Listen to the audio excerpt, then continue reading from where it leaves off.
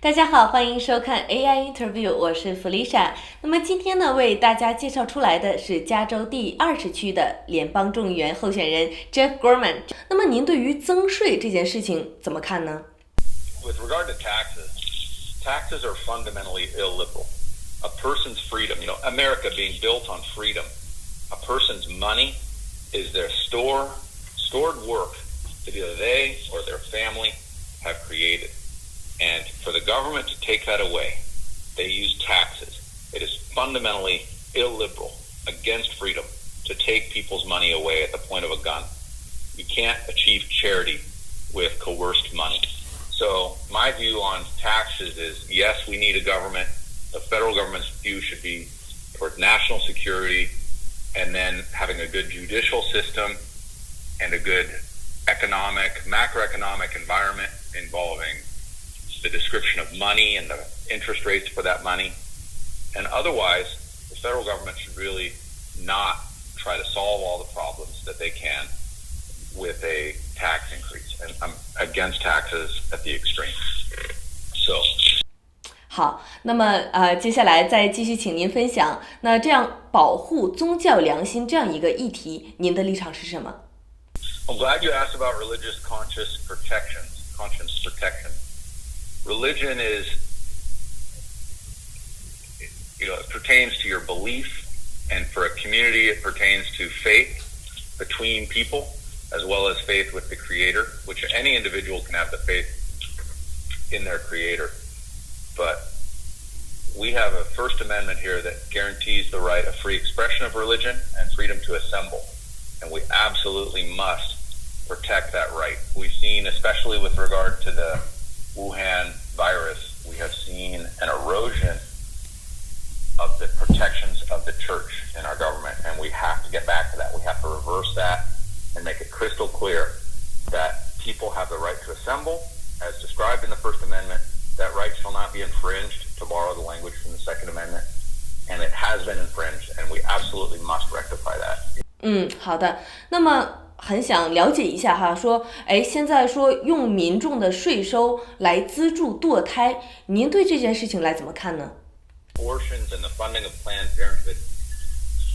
Planned Parenthood is an organization that claims it looks after women's health. I have known many women that have opened up to me about their stories of unplanned pregnancies, both good and bad. And many of those women have sought abortions. All of those women think about those abortions. They feel very conscious about it. And I think Planned Parenthood does a very poor job of emotionally caring for the young mothers who they are operating on. And it's unconscionable to me. I think Planned Parenthood should be held accountable for the emotional well-being of their patients going forward, because it is clear to me abortion creates trauma. It's obviously a physical trauma, but it leaves an emotional post-traumatic stress on these mothers forever. I will go as far as to say I know some women who have no children and have had multiple abortions, and they're now past fertility age, and I pray for them, and I believe they are good people, but they were misled by an evil force called Planned Parenthood. So that's my stand on tax-funded abortions. I don't think the government should be giving money to Planned Parenthood or any other abortion clinics. With that said, I do understand that there are medical conditions at which point a mother's life is in danger, and I believe that decision should be in the hands of medical professionals. I hope those medical professionals have an excellent basis of moral judgment. And I'm not a medical professional, so I'm not in a position to judge them at all. 好的，非常感谢。那请您再继续分享一下，对于保护第2修正案这样一个议题上，您有什么立场？Regarding firearms, well, I'm kind of a gun enthusiast. I think I shot my first gun when I was 5 years old. I bought my first personal firearm when I was 21, and I'm 52 now, so I've been a gun owner a long, long time. And my father brought me up to understand firearms as they're really a physical tool. They're a mechanism. They're extremely destructive, and they can be extremely dangerous in the wrong hands. but they are the ultimate tool in personal protection. One thing I like to point out is for women and for smaller, men that are not going to be fist fighters, going to defend themselves by boxing or wrestling, a firearm is a great equalizer. Someone's physical size and mean intentions are neutralized by the power of a kind, gentle woman with a firearm. So I think the Second Amendment has tremendous value on personal safety.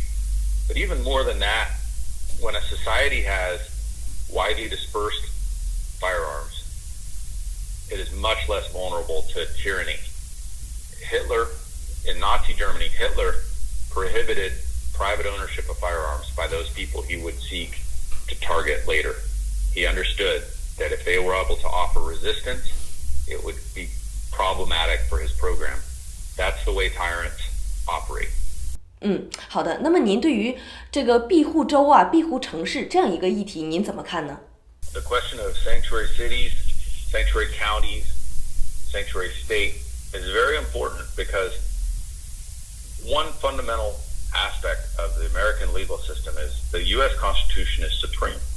And all of these sanctuary laws and ordinances have made an effort to create separation between the federal government and the local government.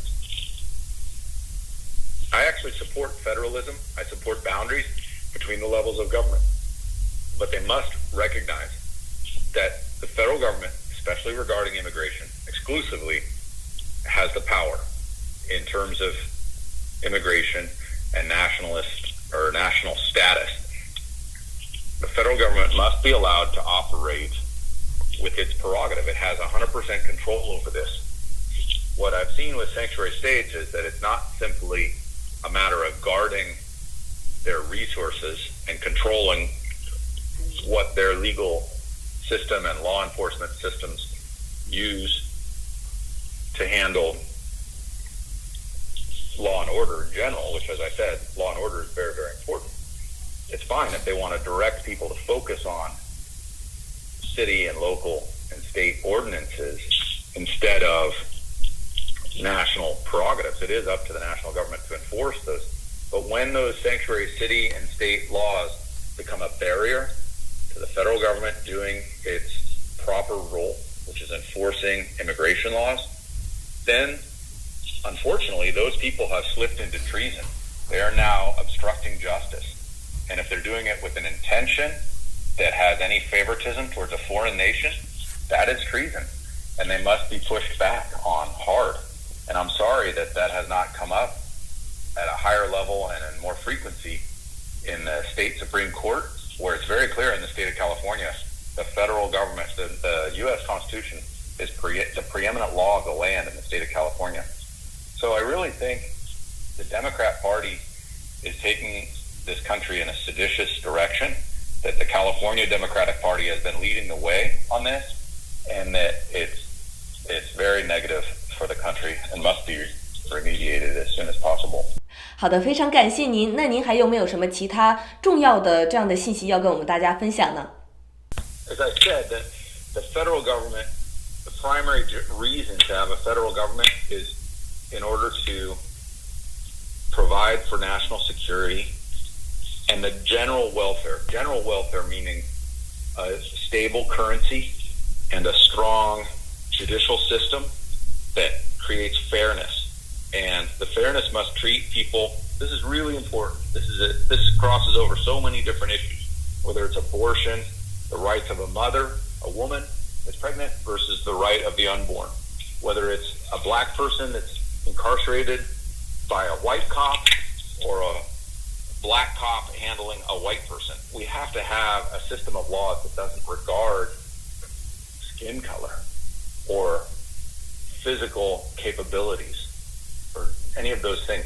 All people must be treated equally. It's really critical. The general welfare does not mean food stamps. It means people are treated equally, that the system is fair.